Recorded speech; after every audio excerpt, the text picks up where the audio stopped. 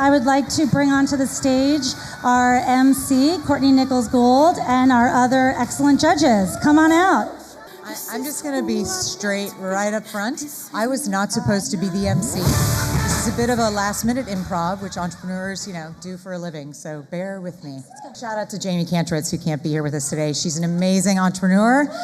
Something came up for her. She'll be here next year. Okay.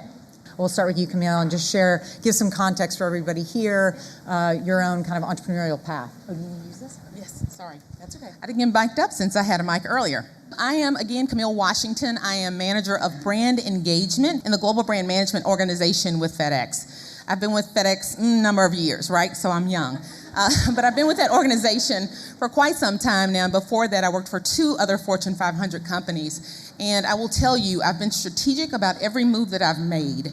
The great thing that I've had the opportunity to do recently over the last few years is to really work with a lot of entrepreneurs as they begin to build their business. So I'm thrilled to be here today to share time with these great businesses that will be in front of us today. Hi guys, I'm Sarah Lee. I'm the co-founder of Glow Recipe.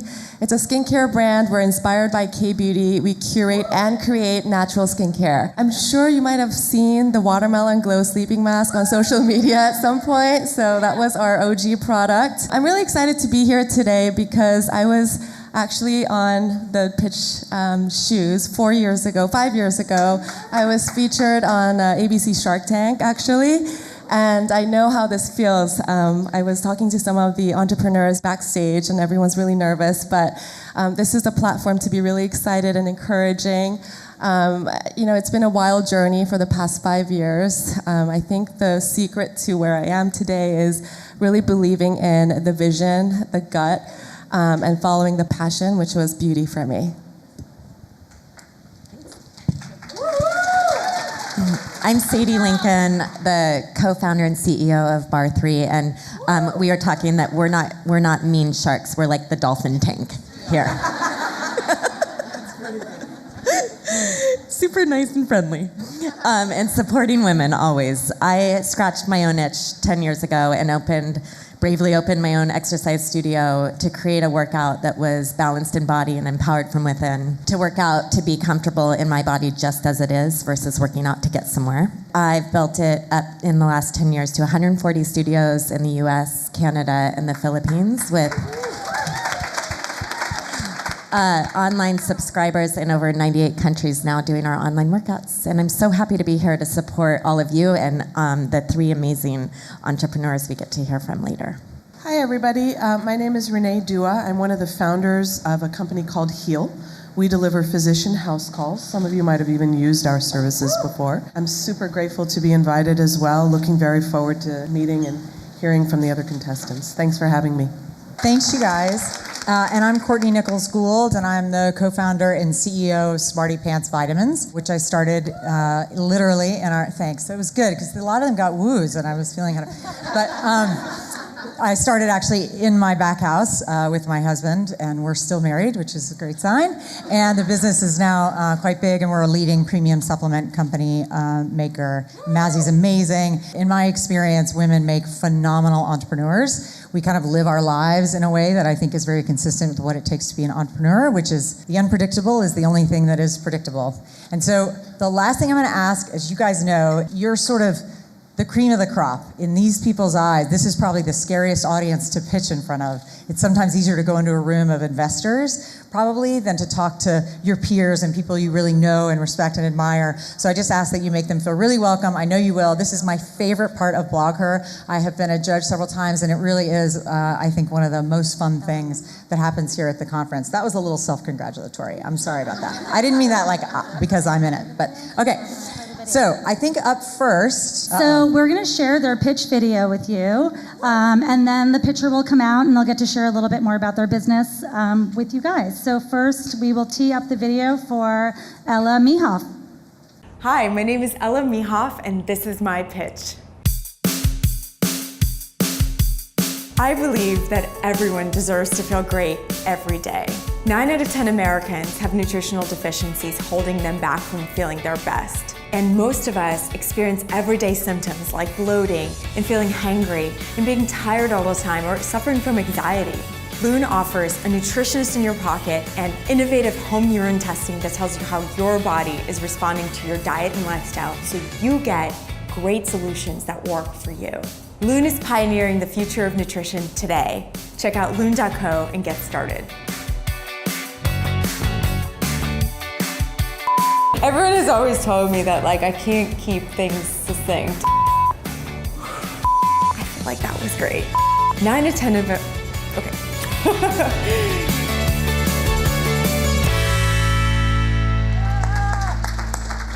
Thank you, everybody, for being here and for all the organizers that put this amazing group of women together and their supporters and their communities. So, my health journey started when I was 16 years old and I was diagnosed with prediabetes.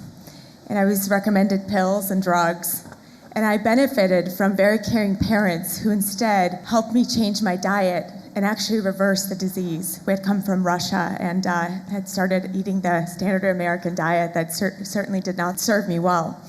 And that was a really defining moment for me to learn the power of diet in reversing disease. And later on, I had a situation where I had 2 kids, very healthy, but I was completely depleted. I had a lot of colds and was feeling extremely tired all the time. I went to my doctor and I shared all my symptoms, and I did not get any sort of helpful advice. What I was explaining did not rise to the level of medical attention and diagnosis that warranted any sort of prescription. I was very confused and really wanted to get to the bottom of it. I felt like I owed it to myself. I sought a better doctor, and so I went to see a functional medicine doctor and ended up getting functional lab testing done, and I discovered that I had a lot of nutritional deficiencies and blood sugar imbalance a little bit, and I was delighted to know that there was an answer and something specific that I could work on. The number one thing I did differently was I changed my diet. I ate specific things and took nutrients I really needed, and I felt amazing, and I felt so much better to the point that I haven't been sick in a year and a half and have 2 little kids. I really wanted to, thank you. I really wanted to share this experience with other people. I wanted to make this concierge nutrition experience into a commodity that everyone across the country could experience and benefit from, so they could make lifestyle decisions that serve them really well. And I had moms who reached out to me and told me about their situations and broke down crying, saying how tired they were, and it got me really motivated to start Lune. So Lune is right now a data-driven nutrition company. We have a box that arrives at your house. You pee in a cup. It's really easy. You freeze it. You send it back to an amazing lab partner, and you get an accurate reading on how your body is responding to your diet and lifestyle. And we give you a modern, sleek digital experience. You share with us your symptoms. You share with us your goals, your history, and you get your results back via an app. You get your access to a nutritionist that you can just message anytime you want. You basically can get back to living an amazing life that we all deserve. So thank you so much. All right, thank you for that great pitch. It was a fantastic job.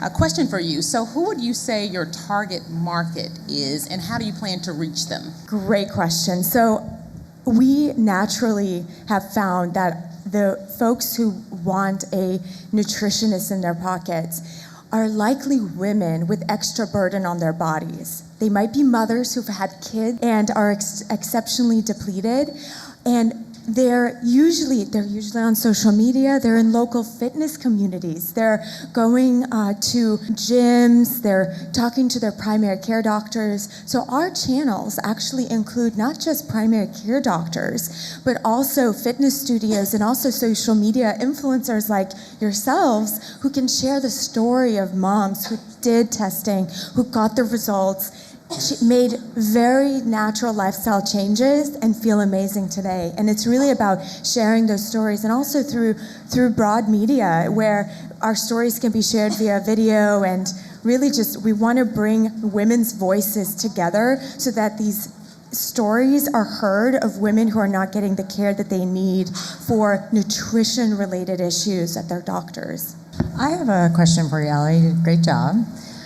How do you address kind of the hurdle of people at home having to take a certain step? Sorry, it seems to be feedback. You know what I'm saying? Like, I know with some of those at-home kits, that's kind of the problem is you get it, but it sits on the shelf for quite a while. Yeah. So what have you found is the best way to solve for that?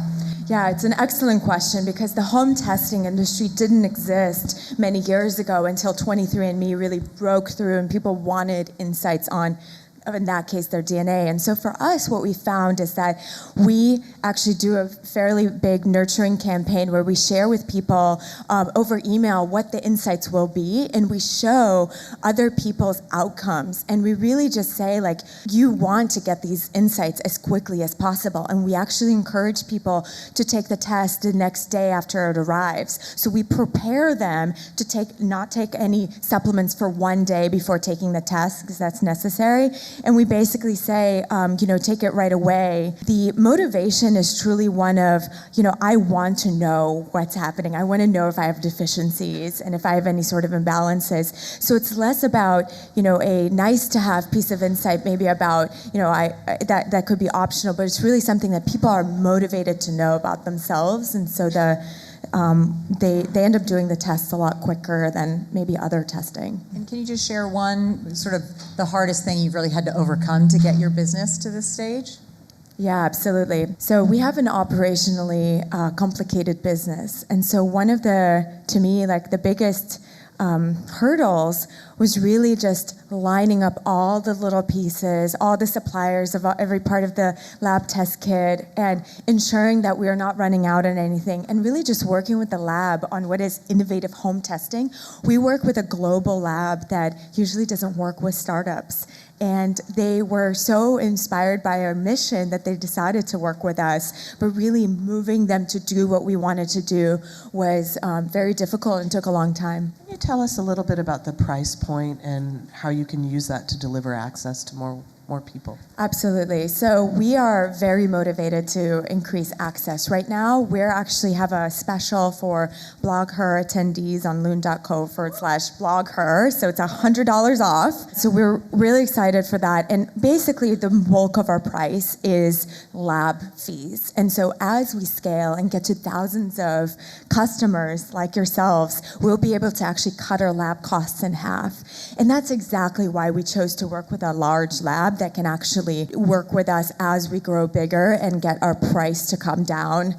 And really the lab work is really innovative, involves a lot of big machines. So that's really where the bulk of it is. And we are also selling some clinical grade vitamins and nutraceuticals. And that's where we focus on making our profits, not on the testing. Great job. Well, congratulations, Ella and Lune, getting to this point. It's awesome. Thank you so much. Our next pitcher, and I've been working on pronouncing her name correctly all morning, but it's a lovely woman named Pompa Alarcón. And we're going to tee up her video, and then she's going to get a chance to come up here. My name is Pompa Alarcón Rawls, and this is my pitch. FindSisterhood is an anonymous app for women to come together and share their stories. Many women still live in silence, and I want every woman to know that her story and her voice matters. Many women don't have access to the same kind of opportunities and information that I have, and I think it is our social responsibility to be a voice for the voiceless. So I have created FindSisterhood, a safe space for women to come together and share their stories. Empowered women, empower women. Download the FindSisterhood app today and share your story. English is actually my third language, so I grew up bilingual in German and Spanish. I'm half Austrian and half Mexican. For my Latina sisters, sí se puede. And for my German sisters, Frauen unterstützt einander.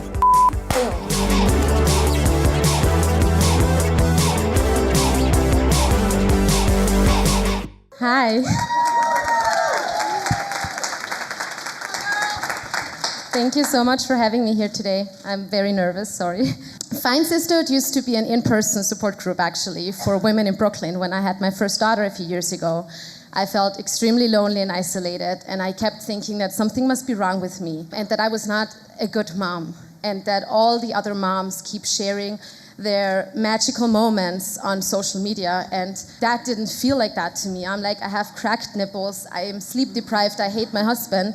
I'm like, what did I do wrong? Like, how did I get here? You know, and during those many hours of lonely breastfeeding alone at home, because I'm like very far away from my family, I spent a lot of time on social media, and so that really did not help. I realized that we have to find a way for women to be more honest and to really share what's happening behind the closed doors. Because posting the highlights of our lives, and I do that myself, don't get me wrong, but that's not everything that is happening. There's so much more happening.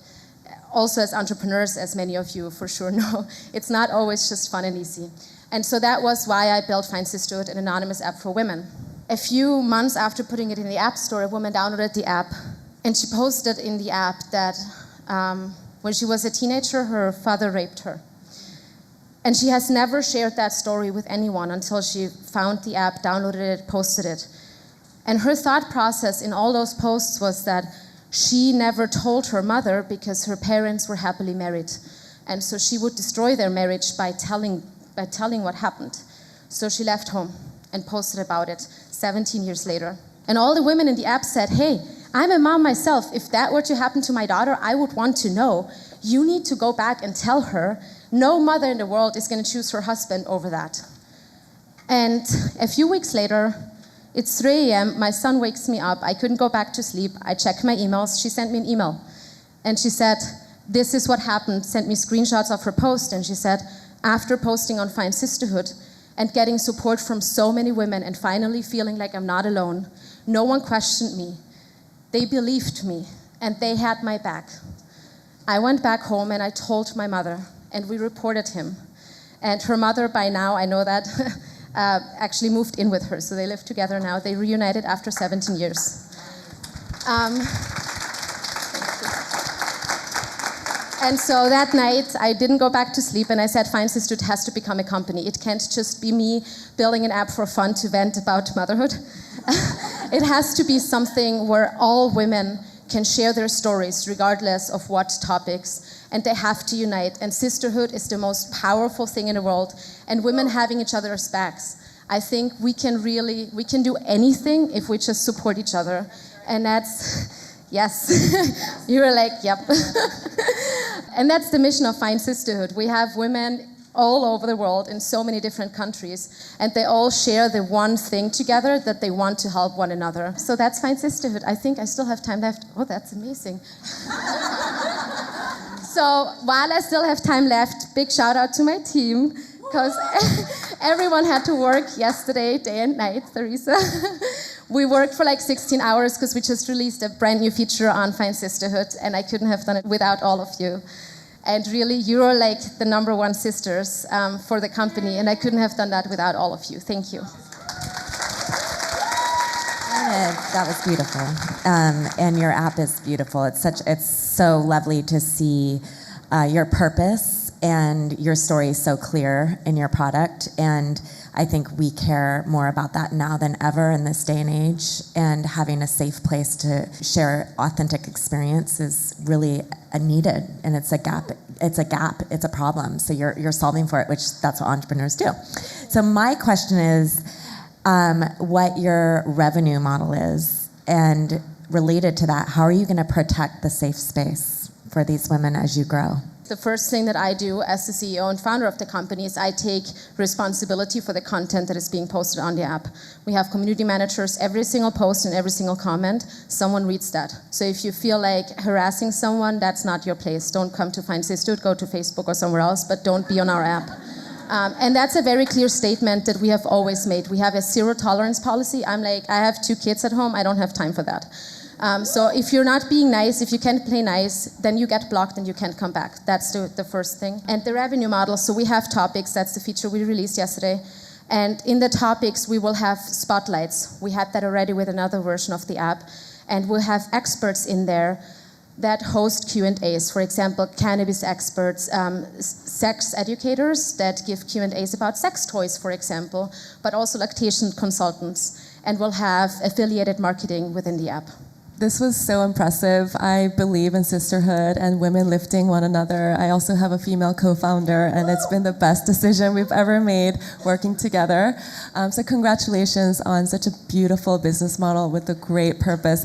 I also downloaded your app last night, and I saw that you have a category that has #MeToo. And I thought that was amazing to see, where women have a safe place to chat about something that's anonymous, and something that you don't necessarily even want to share with friends. Your business model does remind me of the concept of Whisper and Yik Yak. I'm not sure if you kind of looked into them before, but I'd love to understand what you have in mind for your competition and how you're sort of different from the past anonymous factored apps, and how this can sort of grow, even with the anonymity. So I think the biggest difference between the competition and us is that the competition, all of them, are targeted towards men. And I do think that that's a big reason. Don't get me wrong, I love men, but that's a big reason why this whole thing doesn't really work that well. And one of my advisors is one of the founders of Reddit. So the first thing I did was I said, I have something here. Let's go to the people that know better than I do. And the main thing he said was, we never took responsibility. We allowed investors to push us for growth, no matter what happens. We do the opposite. So for example, when we realized that we were starting to grow, we had a bunch of posts of women that posted something very suicidal. And that's something that we have to address as a company, saying, you know what, I'm just gonna grow, get more users, make everyone happy. But then there are women that come in the app and post that, and that's just, I don't have the resources to help them. But the first thing I did is I took a step back. I said, we're not growing. No marketing anymore, no Facebook ads, absolutely nothing until we figure this out. And so working on the product first. So one of the things that we do, for example, is that we build software that detects suicidal posts and responds by immediately having a suicide prevention hotline. And so those kind of things. And I think that's the biggest difference really between competitors and us, that first of all, we monitor the app. We don't allow anything on that app. So we really make sure that it fits to the community guidelines. And the second thing is that we really respond to users' needs first, and they come first, and then comes growth. And all of my investors know that, and I've been clear on that. That's just be a mother tiger, because as you grow and as you get investment, the almighty dollar is powerful. And to keep a safe space is the key, in my experience, to sustainable financial growth and an audience that believes in you. So that's just so amazing. I'm wondering, with an audience like you have, they feel so comfortable anonymously posting. Do they feel heard by you? Are you gathering feedback that allows you to evolve and innovate? What is your innovation process, I guess my question is? Yes, so one of the biggest influences for myself as the founder was when I had those hundreds of women in New York in the group, I read the book, The Lean Startup, and it really changed the way that I saw building product. So what I did is I interviewed 400 women all over the world, and I asked them all the same questions, like, why don't you feel comfortable posting about it? Are there sex questions you have that you don't feel comfortable posting about, or motherhood, or relationship things? And so I digged very deep into that problem before writing a single line of code. So I spent a year interviewing people to really understand the problem better. And now we're also doing user feedback. So when we get emails from our users, we have a team that responds to that right away. And we really build based on what the users wanted. I, for example, wanted to have direct messages in the app first. But all of the users were like, I want to have topics. For example, I don't want to read the hashtag #MeToo posts, and there are a lot of them, but it triggers me. I don't want to see them, but I still want to use findSisterhood. So we built the topics first. And so yeah, we always listen to our users. We have a very close relationship to them, and I'm actually really, every time we get an email from them, we get so excited because they all tell us the kind of stories that I was just mentioning earlier, that they really tell us this is what happened afterwards. There are women that go and report, women that go even just to HR and report being sexually harassed, mothers that seek help and go to therapy because they know, I don't have to feel ashamed. It doesn't mean that I don't love my kids. And so knowing those stories is what keeps us going and work till like 2 a.m, because we know that it actually matters what we're doing. I think you raised a point that I think is so important, and I want to ask you, human to human, you are seeing corners of the heart of people that is, makes them feel shame, and on the other end, you're seeing how hurtful people can be and how damaging they can be. You're the visionary and the leader of this company. How do you reconcile that between you and your team? How do you get up in the morning and say, let me keep chugging forward, right? It's very challenging what you've taken on in that regard. Yes, that's actually true. That's definitely the biggest thing for us, is to ourselves stay mentally healthy. We launched the app the week of the Kavanaugh hearing, and it was really hard for our team members because all of a sudden you read one rape story after the other, and that was really hard. We lost a team member because of that. She said, I can't do this anymore, this is too much. And afterwards, I had many conversations with my investors and with my advisors, and I said, what do I do, And so one of the things that we do is that our team members can at any point say, I need a break right now, I need a mental health break, for however long they need that. We just had one of our team members taking a 1 month break because it was just too much, and we're working so much, we're a startup, and accepting that and giving people space, that's one of the things. And the other thing is that I offered everyone to pay the costs if they want to see a counselor, if they want to see a therapist, and to really always feel like they can come to me, but they also don't have to come to me. If they feel like they'd rather talk to a professional, that's okay as well, and the company will cover that. And I think checking in, we all have a very close relationship, which is still easy because we're still a small team. But I maintain a very close relationship to everyone and always check in with them about how they're feeling. Theresa always says, I treat her like I'm her mom.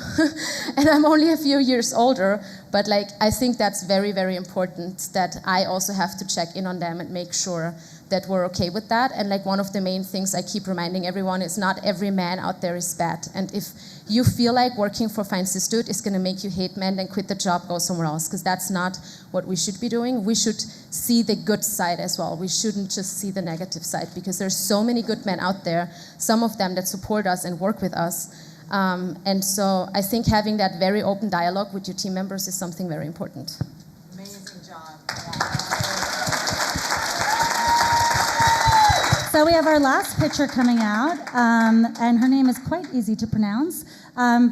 Let's all enjoy a video about entrepreneur Jenna Anderson. Hi, I'm Jenna Anderson, and this is my pitch. Did you know that 1 in 3 women experience bladder leaks when they cough, sneeze, or exercise? As a mom of 2, I believe women deserve a better option than a bulky, irritating pad that leaves you feeling wet and uncomfortable. After more than 50 years of zero innovation, I'm bringing the bladder leak market to the 21st century with Finess, a remarkably discreet soft patch product that actually stops bladder leaks before they happen. It produces 95% less landfill volume than a pad, is FDA cleared, and will let you get back to the activities you love bladder leak free. Visit Have Finess and hear real reviews from women just like you that are finding freedom with Finess. I got on a stage to receive this award, and I didn't even say urethra or vagina. This man walks up to me, he's like, you said bladder on the stage? And I'm like, well, we both have a bladder. It's not like you don't know what that is. Woo!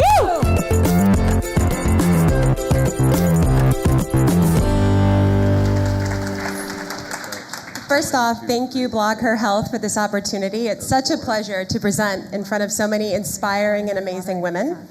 I'm going to start off and ask, so how many of us have squat, sneezed too hard, or God forbid, jumped on a trampoline, and for a moment, your pelvic floor gives way and you pee yourself?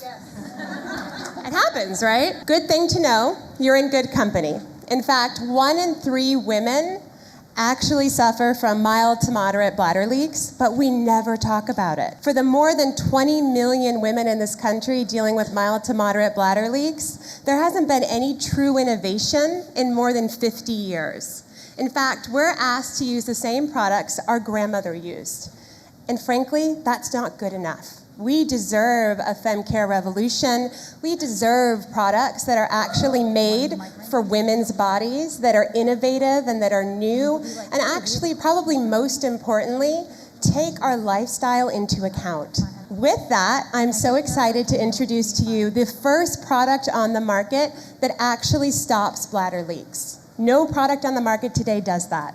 In fact, every other product, like these beautiful pads we probably see on all the aisles of CVS, absorb.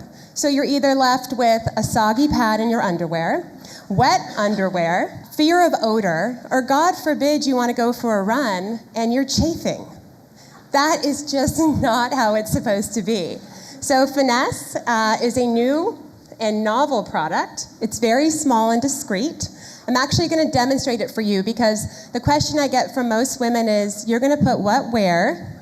And do I put this small, little, beautiful device in my underwear? The answer to that is no. So basically, what you do is you peel this back. It's a medical grade hydrogel adhesive. You stick it over the opening of your urethra. And yes, I said urethra, something we never talk about. And it stops the leaks from happening. So you can go and jump on a trampoline with your kids if you're like me. You can go to the gym, you can go to your cycle class, go for a run, and you don't have to worry. When you're done with that activity, you simply peel it back. No residue, no pain, and you throw it away. This product is FDA cleared. It produces 95% less landfill volume than a pad. We have 3 issued patents, and we're so excited about bringing women another alternative to what's already out there. This is the first of many products we have in our pipeline. All of the products in our pipeline are trying to tackle something that, frankly, men have been tackling up until this point, and doing so with the women's lifestyle and anatomy top of mind. They'll all be eco-friendly, and they'll all be trying to give you a solution and a one-stop shop to go and feel comfortable with everything below the waist. I encourage you to please learn more. Join the more than 10,000 women that have actually tried Finess.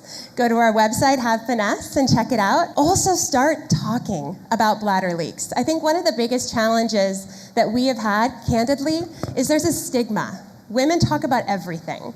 They want to talk about, what I did last week over a glass of wine, but God forbid you're amongst friends and you say, hey, last week I went for a run and I peed myself.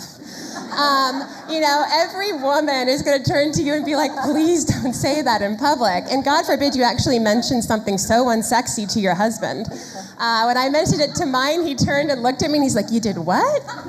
I was like, yeah, those 2 kids I popped out, that's what happened. Please think about it, talk about it, because when you get the conversation started, people can find out about new and novel solutions, and we can compete with the big behemoths like Procter & Gamble and Kimberly-Clark that are out there and they're controlling the conversation, and products like this don't get a chance. So with that, thank you so much, and I'll turn it over to questions. Jenna, thank you for that great job. You talked about the innovation that was lacking, and you talked about the big competitors that are out there, and you talked about what differentiates you, which is fantastic. You need that differentiator. Yeah. So how do you plan to go out and communicate that? How do you plan to share that, to get that out to the target audience that you're trying to reach? Great question. So candidly, we rely a lot on so many of the women in this audience to help us facilitate in starting those conversations. We rely heavily on social media. We do our best to spend on Facebook and Instagram and try to get that conversation to rise to the top. One of our biggest challenges, and we're so proud of the thousands of women who have chosen to follow us on Facebook and Instagram, is women don't want to be associated with a bladder leak product. It's embarrassing, it's not something they want to talk about, but our biggest opportunity is direct to consumer. We're an e-commerce play, and so we are using social media as well as many, hopefully even more of the bloggers and influencers in this audience. One other quick question. So your e-commerce business, I know a little bit something about that, the company that I work with. Yes, you do. So your supply chain, how complex is that? It's not complex at all. We actually have an amazing manufacturer. They're US-based, actually in Orange County. And we're able to fulfill our orders and get it direct to your door in under 3 days. So we've really fine-tuned that process. At this stage in the game, we're very commercially ready. We've gone through our beta commercialization, and our biggest challenge now is growth and the money and the voice to grow. I have a question for you. I think for a lot of people, sometimes there's a question of how you even got to this place, right? You already got so many things that you've accomplished. How did you fund it? Like, savings? Did you raise money? What got you to here? So we have raised money, all from angel investors. That money predominantly went into R&D, because as I mentioned, we are FDA cleared.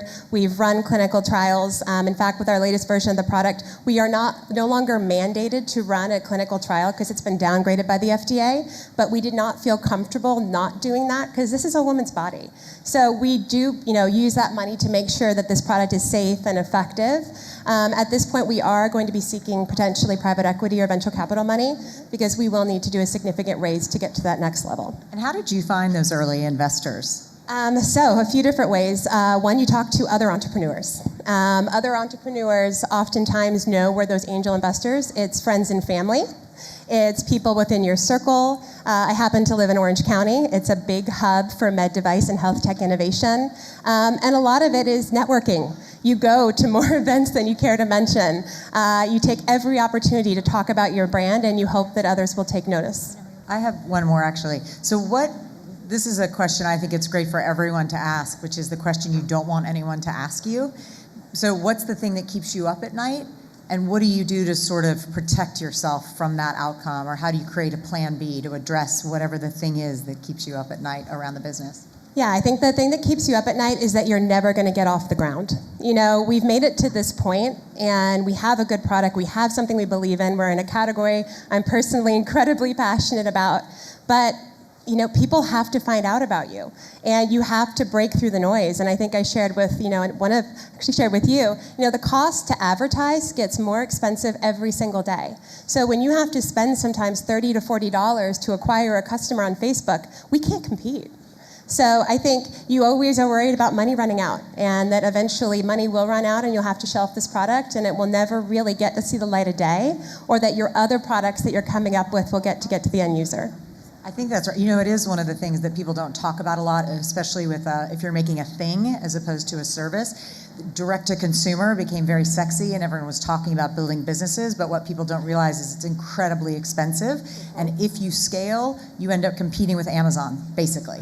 And so if you want to be successful and you're making a thing, I really encourage you to think about retail. It's not as sexy, but it's actually the way to do that much more cost effectively with a little more control, surprisingly, in the Amazon world. I'm sure it's changed it for you guys. And to that point, I think it's incredible advice. And the other thing I would say is don't be afraid to ask for help. I have no background in retail, so as soon as we started to consider and potentially have a pilot with CVS, as soon as we started to go down that route, I immediately said, I need help. It's not my area of expertise, and I couldn't encourage entrepreneurs more. Raise your hand. Other people will help you. Yeah, the same thing happened to me. So Glow Recipe started as a website. It was a glowrecipe.com curated business. And once we started partnering with Sephora and launching our product, it was a beautiful flywheel sort of structure where we got all the traffic and awareness from the customers that visited Sephora's stores. They came to our site, learned about our assortment products, and then they learned about K-beauty as a category. So I think it is a really good idea to actually get the word out there, even if that's your sole purpose, and then have people really educated on what your platform really is all about. Because you have a really beautiful purpose. So. Thank you so much. No, I completely agree. Thank you. Thank you so much. You did a great job. Thank you. So now the fun part, you guys get to vote. So we will have our judges caucus and talk about the pitches and their businesses and put their smarts to work. And we'd love for you guys to vote via Twitter by #PitchElla, #PitchAnna, or #PitchJenna. Please vote before lunchtime because we're going to announce the winner around 1 o'clock after lunch. Thank you, ladies, so much. I appreciate all your great questions and insights. We want to let you know who won our pitch competition. We have a couple words here from our judge, Camille D Washington, and then I'll make the big announcement. Awesome. Well, guys, hope you had a phenomenal lunch, and the sessions were great this morning, weren't they? Let's give them a hand. It's been a wonderful event. Well, just wanted to take a moment before we announce the winner. It was a very difficult and challenging decision. Wonderful entrepreneurs that came in and presented to us, so we'll reveal that shortly. But one thing that I wanted to share that you may not be aware of as entrepreneurs, FedEx is very much focused in on supporting these small businesses and entrepreneurs and helping you grow. While everybody can't be a winner here today, with these great entrepreneurs. There are other opportunities, and we are supporting these entrepreneurs. We're excited about each and every one of you, and great things are in store. Thank you. Thanks, Camille. I have to say, this was almost a three-way tie. I think there's a lot of love and encouragement in the room for these three amazing entrepreneurs. But at the end of the day, the one with the most tweets and the judges' votes wins a $50,000 marketing and media package from She Media, as well as a press and marketing, a PR and mentorship marketing package from our executives at She Media. So again, it was a really, really tough call. Lots of love for all of these three amazing women. But without further ado, the winner of this year's pitch competition here at BlogHer Health 19 is Jenna Anderson. Woo-hoo! Come on out.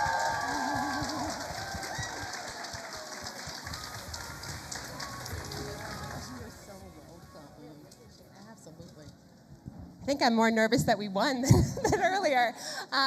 Thank you so much. Honestly, I think we told everybody earlier, our goal is really to get the brand out, to destigmatize the category of bladder leaks, to get people talking about it. And we will happily put this money to good work and greatly appreciate the collaboration. So thank you, everybody, and please follow us. We want to get everybody involved in what we're doing. So thank you.